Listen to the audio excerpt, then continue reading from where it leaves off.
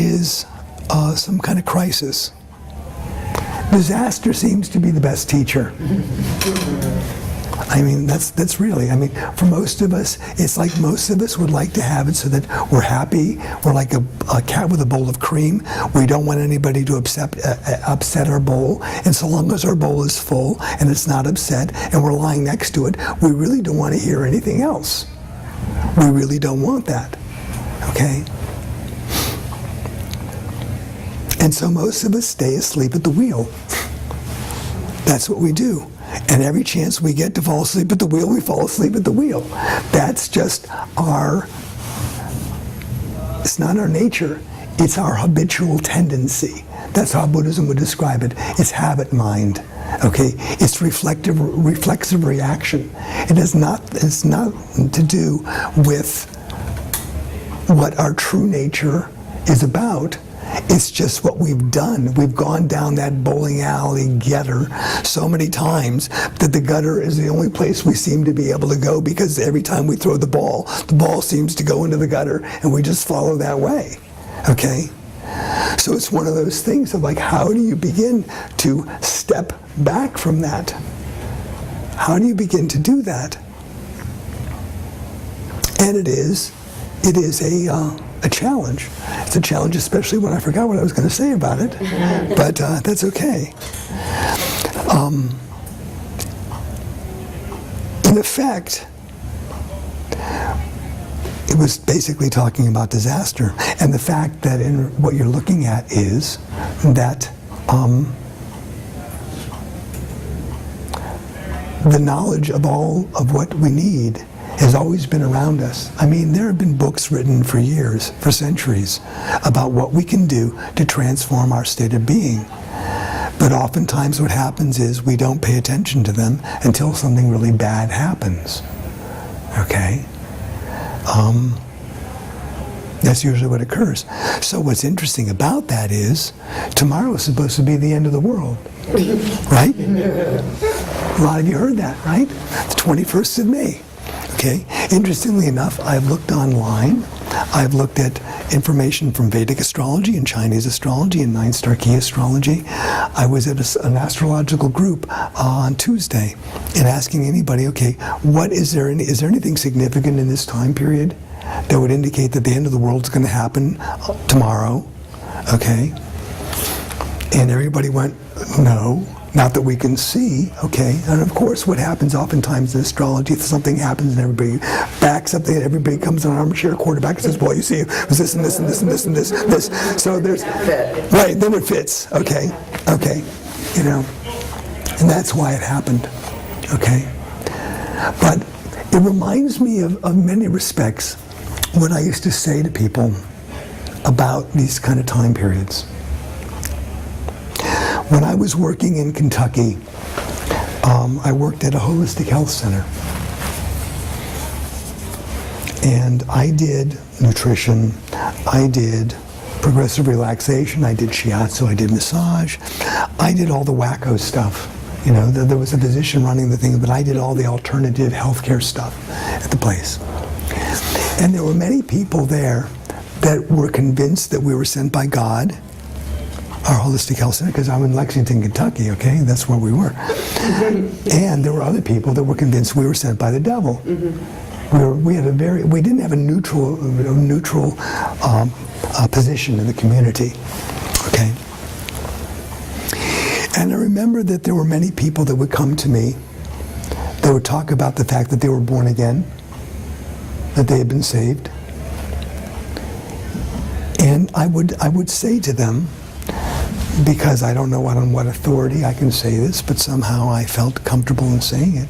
I said, well, you know, if born again means that you had this experience and now you can believe you can go back to your same old crap, then it's pointless, okay? Because there is a view also that, you know, so long as I get Jesus at the last moment, I'm saved from all my stuff anyway, okay? And what I remind people is, you know, in those final moments, I guarantee you, If you've not been thinking about these things and trying to get born again every single day, your habitual mind will not allow you to go there. All you're going to be saying is, oh crap, and trying to cover your own ass. That's what you'll be doing. You won't be thinking about anybody else. You won't have enough spacious mind to be able to really think about things in a way that allows you to, quote unquote, be saved. Okay? I said being born again means being born again and again and again and again. And the idea behind that is it's about mindfulness. It's about staying awake. If being born again is about waking up into your life, it's like, how do you stay awake in your own life? Okay? Being saved once just doesn't cut it. Sorry, it just doesn't. If that means you're going to do the same thing to me that you did before you were saved, only now you feel like Jesus has forgiven you, then it's a kind of pointless saving. Okay? So to me, it brings me back to what is it in Buddhist practice that makes me think about these things every day. Now that might sound heavy, but the idea is, what I'll say is this. If tomorrow's the end of the world, okay, what resources do you have internally to make it so that, it's kind of like I was talking to my book agent about it, and we were saying, like God breathed out and formed the world. What if God inhales tomorrow?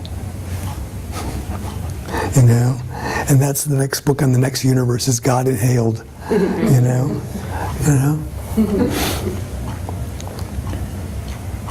Where would our minds be? And so what I look at is, in many respects, in terms of a possible future, what Buddhism sort of points to. And what it points to is the idea that we do create our own reality, and that the best security we can create for ourselves in terms of our own possible future is to get used to the idea of cultivating positive states of mind. Okay? So what does that mean? The first aspect of that is about what in Buddhism is called the four thoughts that turn the mind to the Dharma, or four thoughts that turn the mind to spirituality. And the first of those thoughts, or they're also called the four thoughts that revolutionize the mind. The first thought is precious human birth, and loving your precious human birth. Now, there are all sorts of very traditional ways of looking at precious human birth, and it goes in the Buddhist text. It goes into having all your sense faculties intact, having a good mind, having a relatively healthy body, living in an environment which is peaceful enough for you to be able to pursue the Dharma, pursue spiritual practice. All these create an optimal situation. But we all know of people that live in absolutely horrible circumstances and are able to embrace some kind of spiritual life. We know people that can do that, okay? We know people that have all those opportunities and don't do a damn thing, okay? So what is said is you have to, in some ways, look at your own life and cherish your own life, okay? Because consider the alternative, all right? And to realize that, what does that mean? Sure, we all have our own personal histories, okay? Some of us have been personally abused. Some of us have been collectively abused. Some of us have experienced people in our family dying around us at a young age, witnessing horrible things. We all have those things. All of us have those things simply because of the fact that human life on this planet is like that, okay? It's just like that. We see things around us all the time. We experience those things. And then we realize that although we experience those things, we also have gaps where our minds are happy. We have gaps where our minds are clear. And so for us, we're not constantly in this endless state of torment. We could be. Some people can be. Sometimes the suffering feels intractable and solid. But to some extent, if we step back and say, is that real? Is it really happening to me now? How much of that is a story that I'm holding on to? And I might have good reason to hold on to that story. But right now, I'm sitting here. Right now, I'm feeling relatively comfortable. Right now, I feel comfortable in my own skin. I'm sitting next to people I like. Whatever it is. Okay? And so in Buddhism, what they say is, in terms of precious human birth, there's got to be a way in which if you're really going to embrace a spiritual life, you have to like yourself. You have to like yourself. Okay? You can know that you're messed up. You know? We all are screwed up in one way or the other. Okay? We all are. All right? But is it possible to, at a very, very basic level, be okay with who we are? You know? It's a very existential and very, very deep question, but, you know, I mean, cutting through all of the history, cutting through all the things we tend to do, who is it behind that? You know? Who is it that wants to be happy? Who is it that really tries to be, and to some extent all of us see that what makes us most happy is when the people around us are happy. All of us see that, okay, you know? So that's the first thing, is to somehow reflect on that. The second thing is to realize that it's extremely impermanent. It's extremely impermanent. Life is as fragile as a bubble. We could be having this conversation, and God could decide to inhale, and we don't have this conversation anymore. A plane could it could come down from the sky. That's happened in this city, okay? It's a reality, okay? You know? A car bomb could go off outside there. That's a possibility, okay? An earthquake, that's a possibility, okay? Because nature is kind of unpredictable. Humans are kind of unpredictable. And even if they're not, what the Tibetans say is the first sign of death is birth. Once you've started dividing from your cells, you're on your way out. You know? And it reminds me of the line in the movie Toy Story, where Woody turns to Buzz Lightyear towards the end of the movie and says, "Watch out, you're going to crash." He says, "No, I'm falling with style." You know? And I think to some extent when I look at our lives, it's like to realize that we can fall with style. We are falling. All of us are. Okay? We all are. You know? As R.D. walked in, I said, "Look at this, an old Jewish guy, an old Chinese guy." I didn't think of this as us being old men ever, but here we are. You know, I had hair at one point. He had more hair than he has. You know, and here we are. Here we are. We're doing it. You know.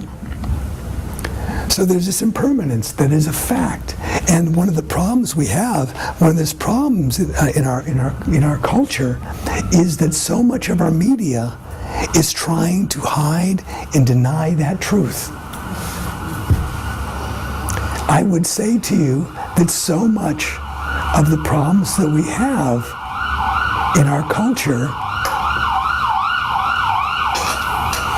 have to do with trying to hide from impermanence. I ran a program for kids coming out of they were actually in bad situations that ended up in this military type of school. What happened was I constructed a program after the Columbine massacre. I was looking at it and I thought, okay, what's going on in a culture that has so lack of regard for life? And so I began to reflect on it. Okay, birth, fact of life. Historically, most of us would have been born in our own homes. probably by midwives or in the company of other women who would have birthed us from our mothers. Birth is now a medical event. It is in fact, what's very interesting, when Melanie and I when Melanie was pregnant with our first child, we tried to get insurance and we were told we couldn't get insurance because pregnancy was a self-inflicted injury. That's how it was described. Okay? And so, what's happened is we put that factor. And I'm not saying there aren't reasons why. I mean, we need emergency rooms, we need doctors, we do. But to some extent what we've done is we've taken a relatively normal event and turned it into a medical crisis. Okay? We've turned it into a medical crisis. And so, our children in the family don't see their little baby brother or sister being born. They know mom has gone away. This baby's been put in sort of like, an isolation booth, okay, in the hospital, okay? So in many ways, we have gotten rid of many of the human textures and qualities around birth. Sickness. There's 4 things that Buddhism talks about: birth, sickness, old age, and death. Sickness. Sickness. I remember in the late 70s commercials for various painkillers, and the ad ran, "I haven't got time for the pain. I've got this presentation to do at my office tomorrow. I've got to look my best, sound my best. I can't let this flu get me down. So I'm going to medicate myself to make me look fantastic for tomorrow, because that's what really counts." Okay? We medicate ourselves constantly.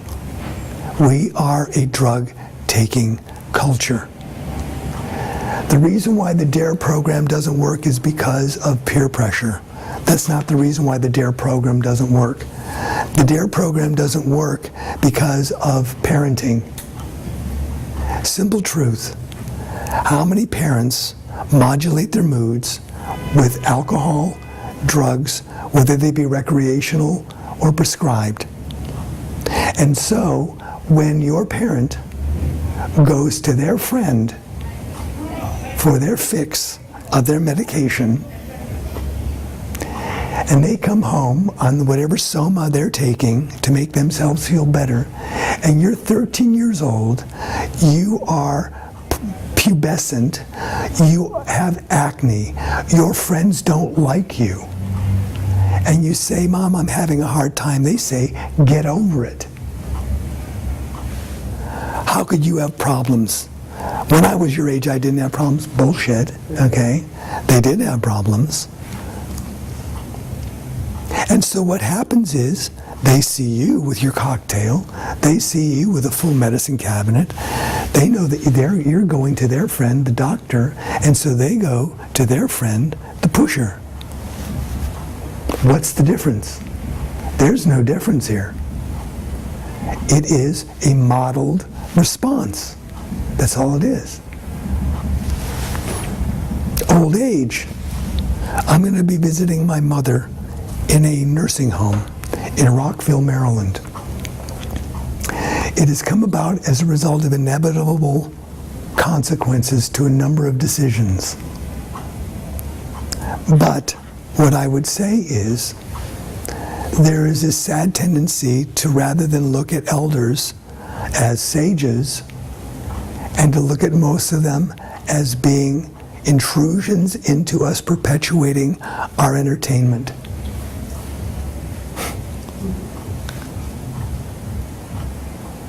And so what happens is, we have gotten rid of our sages. My mother has some amazing statements. I mean, I have a sister that's telling me, oh, she's completely out of her mind and everything like that. And I have these like 1 or 2 word conversations with my mother that lets me know that she's still peeking out and she knows what's going on. It's really interesting. One of the first conversations I knew that was happening was in after she had her first stroke. And it was a whole series of things that got out of hand. And at one point she said to me, you know, I'm trying to get this dress dyed. And I heard the word dye, so I didn't understand. I said, Mom, are you saying you're dying? She says, no, I'm not dying. She says, I need to get this dress dyed. And here she was in the hospital. I said, trying to get this dress dyed. I said, well, what color is it? She goes, I'm not really sure. I said, well, what color do you want it? She goes, I'm not sure about that either, but I know I want it changed. And I decided, okay. I said, Mom, how long have you had the dress? Because I worked in hospice, and I have listened to metaphoric language in terms of people at the end of life, and especially in these kind of stages. And she said to me, 1995. 1995 was the year my father died. I said, well, who gave you the dress? She said, Bob did, which is me. And I realized at that time I was the one that really helped my father walk out of his life. I helped him in his last stages of dying, and I was there with him. And so in some ways my mother feels I passed on something to her. Now, is that an ordinary conversation? No, it's not. And some people would say, well, that's just because she can't really express herself properly, because after all, she's just demented. But I work with Alzheimer's people. I've worked with people in stages of dementia and dying, close to dying. And there's some amazing truths that they have that lets you know that they are still peeking out into the world. What gets to the most is our frustration, our upset, our expectation that their minds have to be the way they used to be. And if we can let go of those things, then there's so many gifts these people can offer us. But that old age is something that for the most part we do not watch. And death, we certainly don't talk about it. We don't talk about it. We talk about grieving. We don't talk about death preparation. We don't talk about these things. So these four things, birth, sickness, old age, and death, all these things are about impermanence, and we try to get rid of those in our culture, in our marketing. And as a result, what happens is people develop distorted views of their life. And so what they do is, and I basically decided in the case of youth, I sort of like postulated that this is the reason why young people do very risk-taking behavior. Because none of the markers of impermanence are there. They're gone. So I constructed a program. And what we did in this, I got for 2-3 semesters, we had this approved, and we did it. We took kids to maternity wards. We took kids to maternity units after babies were born. We then took them to neonatal intensive care when through fetal alcohol syndrome or something else, when something's gone wrong. We took them to the houses where people had developmental disabilities. We had people with AIDS speak with them. We took them to cancer units. We took them to nursing homes, and finally we took them to the morgues.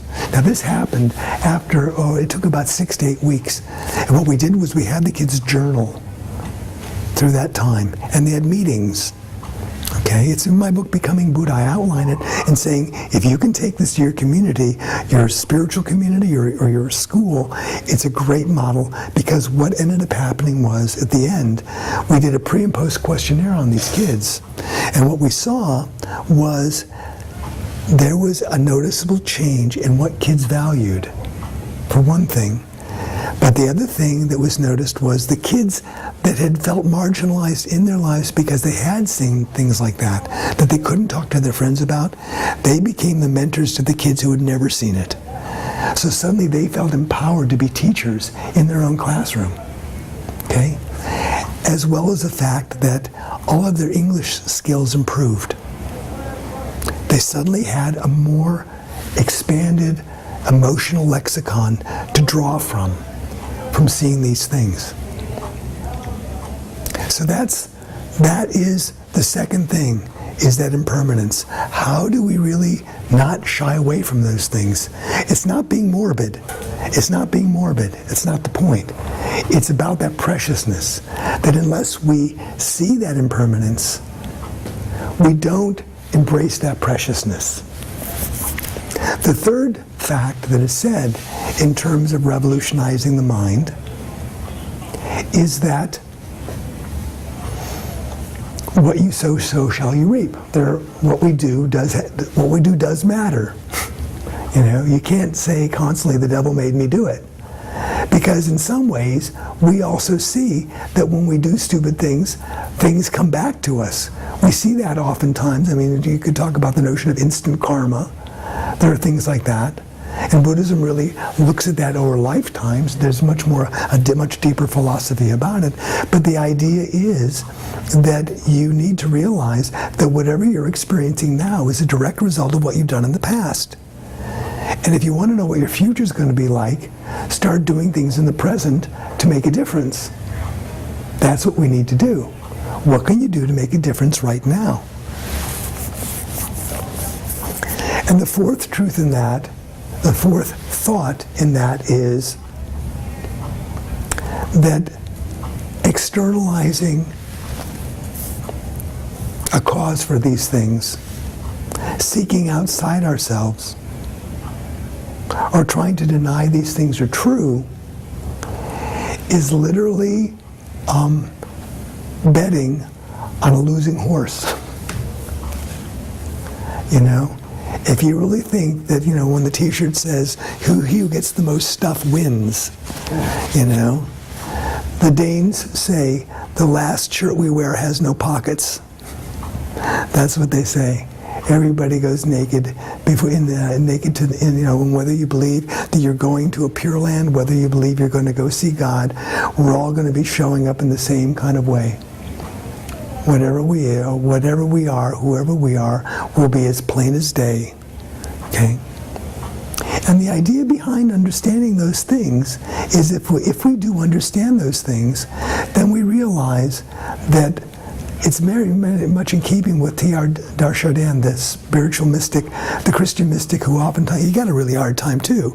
Michel Teilhard de Chardin, I mean, he wasn't particularly liked. But he had a statement. He says, we are not human beings having a spiritual experience, but spiritual beings having a human experience. Okay? And that if we really begin to understand those four things, then what we do is we realize we reconnect with that spiritual nature. And when we reconnect with that spiritual nature, we then can start building a possible future. Now, in terms of what that means, I've given myself 10 minutes to explain what that might look like, based on many of the predictive things that I talked about at the beginning. Okay? When I talked with this abbot from Abhayagiri, this monastery in New York, in California, he said that the Theravadan teachings say that golden age lasts 100 years. We have all this opportunity. There's so much change that all of us are becoming aware of that we really want to try and, it's waking people up. There's all that possibility. And in 2006, we hit the midpoint. And now we're on the waning side of that 100-year period. And so what are we watching? We're watching more and more draconian legislation being passed in various different ways. We're seeing that happen. When I interviewed Robert Thurman, some of you might know Robert Thurman. I don't know if you've heard of Robert Thurman. Robert Thurman is Uma Thurman's dad, so you might know Uma Thurman, but Robert Thurman is also a good friend of His Holiness Dalai Lama, considered one of the foremost speakers and philosophers of Buddhism in the West. And we were talking about a dark age.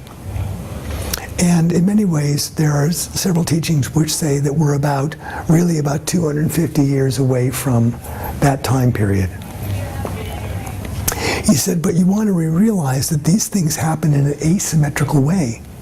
For example, it's said that in a real dark age, life expectancy is extremely short.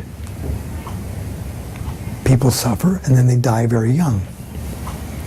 He said, if you look at places like in Africa, where your 13-year-old mother is a sex worker who gets AIDS and dies by the time she's 15, and hands down to her 10-year-old son the responsibility of raising the 2- and 3-year-old, he goes, we're already there. There are parts of the world that are already experiencing hell on earth. So we know that that's a possibility because there are parts of the world where that's exactly what's going on.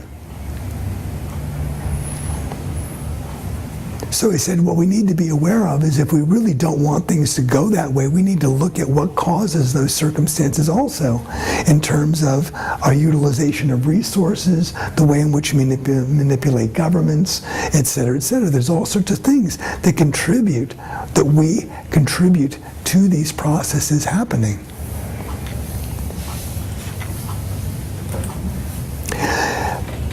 The Western teachers that I spoke with were more optimistic about thinking that that new technology was going to really make the difference. Like, it's like the idea, for example, everybody says that the Egyptian revolution wouldn't have happened without Facebook. Okay? But the reality is, at this point, is that right now, the people of Egypt are waking up to the fact that they still got military leaders in power. They really don't know what's going to happen next. And so there's really kind of questions as to whether that has really had an impact on the situation or not. They cannot tell. Many people say that what's going on in Iraq at this time is just not that different from Saddam Hussein. What's going on in Afghanistan and Pakistan, the same thing is true. Okay? And so the Tibetan teachers that I interviewed, Tarthang Tulku Rinpoche from Berkeley, Kunzuk Sharma Rinpoche, who has a center down in Virginia but also lives in the East, Geshe Tenzin Wangyal, a Bonpo teacher, many of them say that many civilizations have come and gone. That's just the way of it. And the earth goes through its changes. Those are all factors that are there.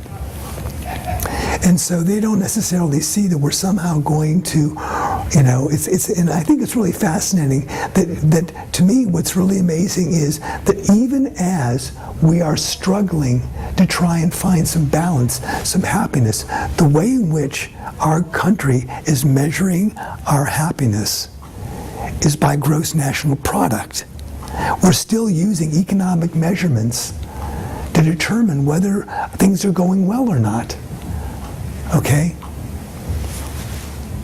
And this is in a world, this is in a society where, you have to realize that America is the most church-going nation in the world. And yet we still rely on economic indicators as if we remain in a constant state of want, that we will experience nirvana or bliss or God or whatever. Okay? We're still measuring it financially. So to me, where this grassroots revolution really is in what we learn about how things are, learning processes to still our own minds, to develop critical thinking skills, which is basically looking at meditation practice, contemplation practice as being a very important ingredient, because unless you can learn how to stop the habits from constantly grabbing you, and that's what meditation is about, is learning how to free yourself from that constant habitual reflexive response. It's getting back to your nature. That's why meditation feels so unnatural, because it's fighting against your habits. It's trying to bring you towards your nature, but it feels unnatural because your habit patterns keep on saying, you really want to let go of me? Are you serious? You really don't want to hate? You really don't want to hate your mother? You really don't want to like this person or ignore this situation? Do you really want to pay attention? And so there needs to be a meditative process, and in the long run, I think what happens is as we develop those skills and those abilities, and then you learn about food, you learn about environment, you learn about taking care of the body, then what happens is, as far as I'm concerned, these are the things we pass on. We pass them on to generations.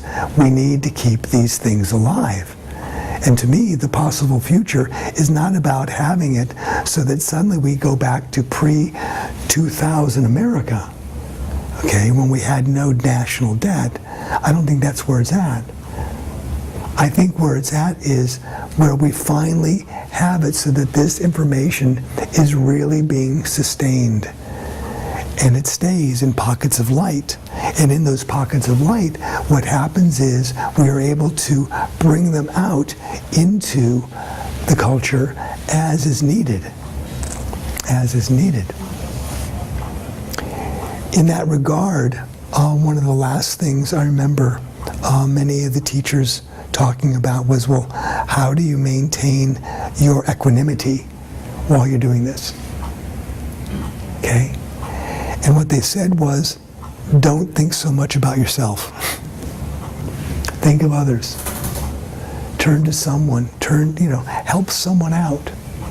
Do something in your life that makes you feel like you're making a difference in the life of someone else.